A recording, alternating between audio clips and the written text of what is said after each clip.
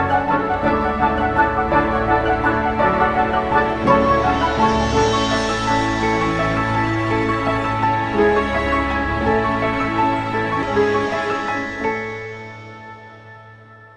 علیکم ناظرین، میں ہوں سید محمد اعجاز اور آپ دیکھ رہے ہیں حزیمہ اکرام اینڈ اعجاز کا یوٹیوب چینل۔ آج کا ہمارا موضوع ہے ہیڈ آف انکم میں income from property. Income from property جو ہے یہ 3 سیکشنز پہ محیط ایک ہیڈ آف انکم ہے، سیکشن 15، 15A اور 16۔ اب باری باری ان سیکشنز کو ہم پڑھتے ہیں کیونکہ یہ پراپرٹی انکم کو ڈیل کرتا ہے، تو ہم دیکھتے ہیں کہ اس میں کیا ہمارے لیے موجود ہے۔ تو سب سے پہلی چیز جو ہے کہ head of income, income from house, income from property. اب یہ جو انکم فرام پراپرٹی ہے، اس میں سب سے پہلی چیز جو ہے کہ رینٹ ریسیوڈ اور receivable by a person. Rent receive یا ریسیویبل دونوں جو ہیں وہ ٹیکسیبل ہیں، یعنی دوسرے لفظوں میں ہم یہ کہہ سکتے ہیں کہ اگر آپ نے جو ہے وہ 1 جولائی کو کوئی پراپرٹی رینٹ آؤٹ کی ہے، تو اگر آپ کو سال کے آخر میں یعنی 11ویں یا 12ویں مہینے یا خالی 12ویں مہینے کا رینٹ وصول نہیں ہوا، تو آپ جو ہے 12 مہینے کو ایکروول کی بنیاد پر ٹیکس کروا سکتے ہیں، کیونکہ وہ رینٹ ریسیویبل ٹریٹ ہوگا آپ کا۔ تو 1 سال کے لیے یعنی آپ کو ایک ٹیکس ایئر کے لیے رینٹل انکم جو ہے وہ اکاؤنٹ فار کرنی ہوتی ہے، اور اس کو ہم جو ہے انکم فرام پراپرٹی کہتے ہیں، جو کہ اس جو ہے سیکشن 15 کے تحت ٹیکسیبل ہے۔ اور فائنانس ایکٹ 2021 سے پہلے اے او پی اور انڈیویجول کی ٹیکسیشن علیحدہ تھی ایز اے سیپریٹ بلاک، اور کمپنیز کی ٹیکسیشن نارمل ریجیم میں تھی۔ فائنانس ایکٹ 2021 سے جو ہے سب کی ٹیکسیشن کو نارمل ریجیم میں کر دیا گیا ہے۔ اب یہاں پر بتایا گیا ہے کہ رینٹ کا مطلب کیا ہے، کہ rent means any amount received اور ریسیویبل، اگین ریسیوڈ اور ریسیویبل، اماؤنٹ ریسیوڈ اور receivable by the owner of the land or building as a consideration for the use of the or occupation, for the use or occupation of or the right to use or occupy the land or building, and includes any forfeited deposit paid under a contract for the sale of the land or a building۔ اگر جو ہے سب سے پہلی چیز تو یہ ہے کہ کسی بھی لینڈ آنر کو جو ہے اماؤنٹ ریسیو یا ریسیویبل، چونکہ یہ ریسیوڈ اور ریسیویبل دونوں بنیادوں پر ٹیکس ہوتا ہے۔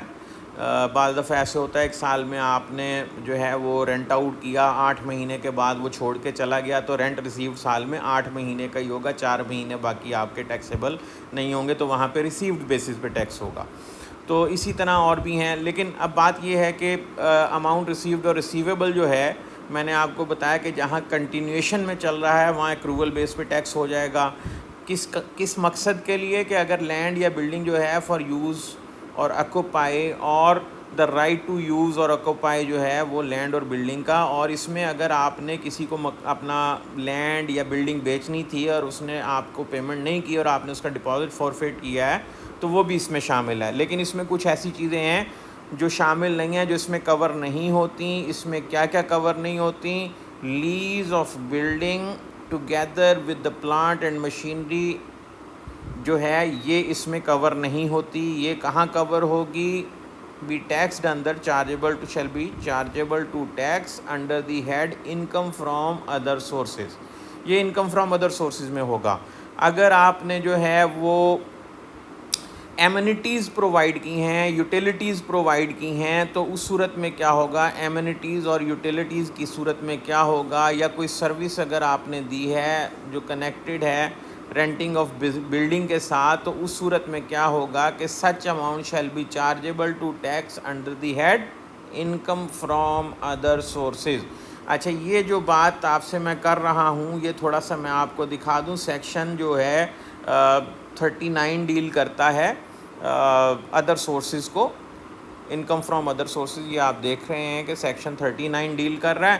سیکشن 39 میں اگر آپ دیکھیں گے تو یہ آپ کو نظر آ جائے گا کہ ground rent, rent from sub lease of land اور a building, income from lease of any building together with the plant or machinery income from provision of amenities, utilities or other services connected with the renting of building. یہ اس میں آپ دیکھ لیجئے کہ تمام چیزیں جو ہیں یہ کور ہوتی ہیں انکم فرام ادر سورسز میں، اور یہ جو ہے یہاں ٹیکس نہیں ہوں گی.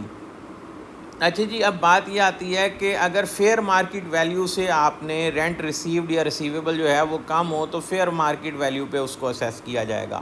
از لیس دین دا فیئر مارکیٹ ویلیو یا فیئر مارکیٹ رینٹ، تو پھر کیا ہوگا، آپ کو کنسیڈر کیا جائے گا کہ آپ نے you have derive the fair market value of the rent for the period جو ہے جس پیریڈ میں وہ پراپرٹی جو ہے رینٹ آؤٹ رہی.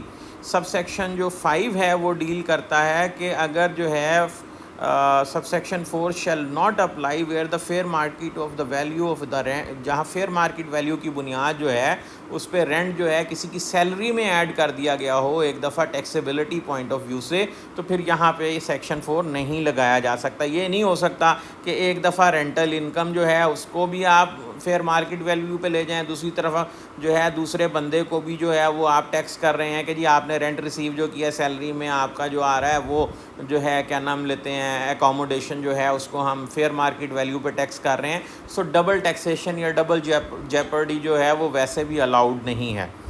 اب یہاں پہ سب سیکشن 6 جو تھا وہ اس کو اومٹ کر دیا گیا ہے. سب سیکشن 6 میں کیا تھا، سیپریٹ بلاک جو ہے وہ ڈیفائن ہوا تھا. اگر آپ یہ دیکھیں کہ یہ فرسٹ شیڈیول میں سیپریٹ بلاک میں جا کے کیسے ٹیکس ہوگا.